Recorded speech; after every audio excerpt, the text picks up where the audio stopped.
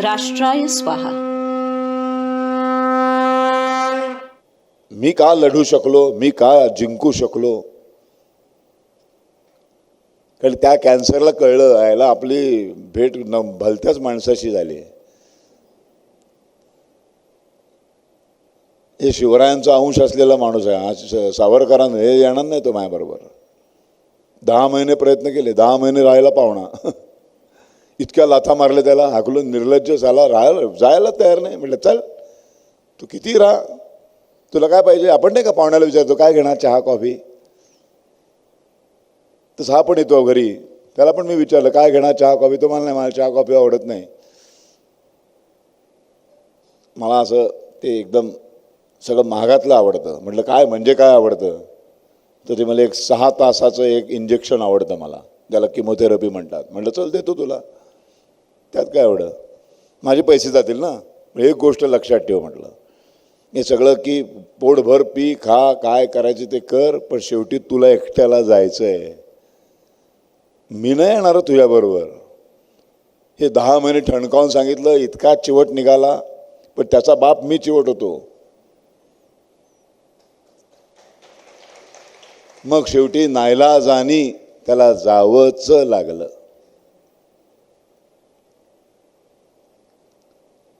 हा सगळा जो कालखंड होता 10-11 महिन्यांचा, लास्ट स्टेज कॅन्सर, 50% जगणार, 50% मरणार असं सांगितलेलं होतं डॉक्टरांनी. मला कळलंच नाही. मला मुळात कॅन्सर लिम्फोमा झाला होता, मला हॉजकिन लिम्फोमा. तो मला कळलाच नाही, ते कळतच नाही मुळात. तिथे काही गाठबीट पण होत नाही बरं काय. लिम्फोमामध्ये ती गाठ वगैरे असलं काही लफडच नसतं. 24 तास काम करत होतो मी. दिवसभर 9 ते 9 12 तासाची शिफ्ट. मी शूटिंग करायचो. हिंदी मालिका चालू होती, सजन रे झूठ मत बोलो सोनीवरती, आणि 5 सिनेमे. 9 नंतर मी रात्री सिनेमाचं शूटिंगला जायचो, ते पहाटे 5 वाजेपर्यंत. परत सेटवर यायचो, मेकअप रूमच्या बाथरूममध्ये आंघोळ करायचो, पुन्हा नवीन कपडे घालायचो आणि त्या भूमिकेला उभा राहायचो. अशा पद्धतीचं काम मी 25 वर्ष करत होतो. मला कळलंच नाही. फक्त संध्याकाळी जरासा हे काय तो घाम यायचा. कशाला घाम काय, तो डॉक्टरांकडे जायला वेळ नाही. स्वतःचे फोटो काढून पाठवायचे डॉक्टरना, हे बघ मी असा दिसतोय, काहीतरी झालंय मला. ते म्हणजे असं होत नाही. मग ते डोलोच्या गोळ्या घ्यायला सांगितल्या. मग डोलो रोज घेतोय मी. काय मला कळेल ना, ते डोलो घेतले की झालं, पण ते तासाभरात लगेच घाम बिम यायचा की मला एकदम फ्रेश वाटायचं. सकाळी मी टुणटुणीत असायचो, संध्याकाळीच काहीतरी गडबड व्हायची. असे 2-3 महिने चाललं होतं हे भानगड. मग मला आमच्याकडे एक साठे म्हणून आयुर्वेदिक मोठे वैद्य आहेत, त्यांच्याकडे गेलो. ते वेळेला असलं काही नाही रे, आता रस्त्यावरच्या कोणालाही जर तपासलं असतं प्रत्येकाच्या मध्ये कॅन्सर आहे असं ते मला म्हणाले. प्रत्येक माणसात हे खरं आहे, आणि हे खरं आहे बरं का, प्रत्येक माणसामध्ये कॅन्सरचे जंतू आहेत, फक्त ते शांत असतात. बाकीचे सगळे स्ट्रॉंग असतात म्हणून ते शांत असतात. तसं सगळ्याच गोष्टी प्रत्येक मनुष्यामध्ये आहेत.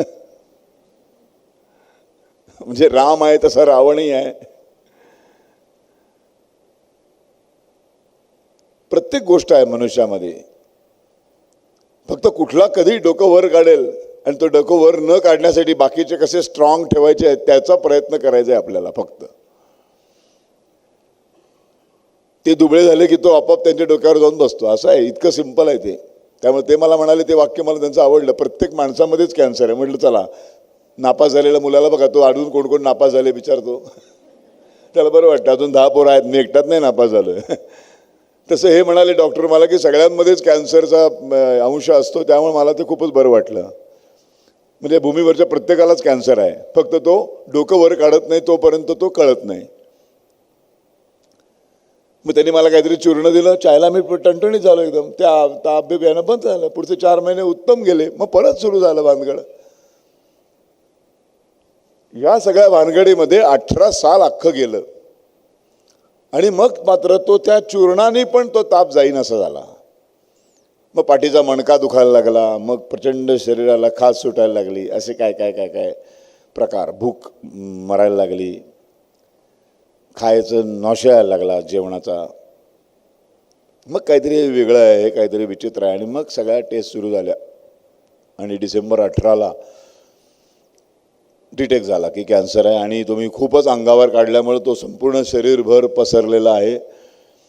आणि सामान्य माणसासारखंच मी पण एक रात्र भयंकर खचून गेलो. घरी काहीच सांगितलं नाही कोणालाच. ती एक रात्र मात्र माझी पण खूप खराब गेली. दुसऱ्या दिवशी सकाळ झाली, मी उठलो आणि मी पहिलं काम केलं, तात्यारावांचा धावा केला. जन्मटेप वाचायला सुरुवात केली. 3 वेळा वाचून झाली होती. स्टोरी टेलवर माझ्या आवाजात अख्खं जन्मटेप 850 पानं मीच वाचलेली आहेत.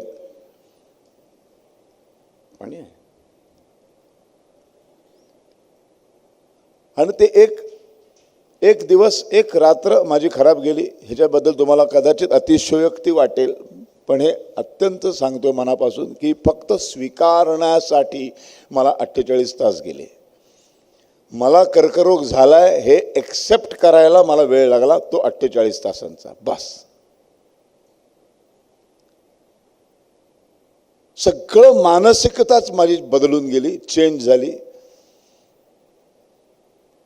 मग माझी त्यावेळेला आम्ही दोघी नावाची एक मालिका चालू होती. त्या प्रोड्युसरला फोन केला, त्याला सांगितलं असं असं झालेलं आहे, तर मला उद्याच्या उद्या ॲडमिट व्हायचं आहे, तर आपण शूटिंग मी आता नाही करू शकणार आणि 1 वर्षभर, तेव्हा तू मला मालिकेतनं काढून टाक. तर तो मला म्हणाला की अरे यार, असं अचानक कसं, म्हणजे काय अचानक कसा गायब करू तुला माणूस? 1 दिवस शूटिंग करशील का फक्त? तर मी काहीतरी लिहून घेतो असे सीन की तुला कुठेतरी पाठवतो, मग तिकडेच ॲक्सिडेंट झाला आणि तू गेलास वगैरे, असं काहीतरी करतो. किती छान गप्पा आहेत ना या फोनवरच्या. तो मला काय सांगतोय, मला 1 दिवस दे, तुला मालिकेमध्ये मी कुठेतरी बाहेर गावी गेलाय असं दाखवतो, असे काहीतरी सीन करतो. आणि तिकडेच मग 2 दिवसांनी बातमी आली, तिकडेच ॲक्सिडेंट झाला आणि विमान अपघातात तो गेला. हे एका कॅन्सर झालेल्या लास्ट स्टेजच्या पेशंटशी माझा निर्माता बोलतोय. पण मला त्यात काही अवघं वाटलं नाही. मी त्याच क्षेत्रामध्ये आहे, शेवटी त्याचा प्रॉब्लेम आहे, त्याचे करोडो रुपये लागलेले आहेत, त्यामुळे मला त्यात काही गैर वाटलं नाही. हे ऐकणाऱ्याला तुम्हाला भयानक वाटेल, काय निर्दयी माणूस आहे नाही वगैरे, पण असं काही नसतं, हे नॉर्मल आहे. म्हटलं चालेल. मग मी डॉक्टरना म्हटलं 1-2 दिवस मी उशिरा ॲडमिट होतो. ते मला असं करू नका, ऑलरेडी खूप अख्खं वर्ष अंगावर काढलेलं आहे तुम्ही, त्यामुळे 1-1 दिवस 1-1 मिनिट फार महत्त्वाचं आहे. म्हटलं काय हरकत नाही. मी 2 दिवसांनी ॲडमिट होतो आणि मी 2 दिवस शूटिंगला गेलो.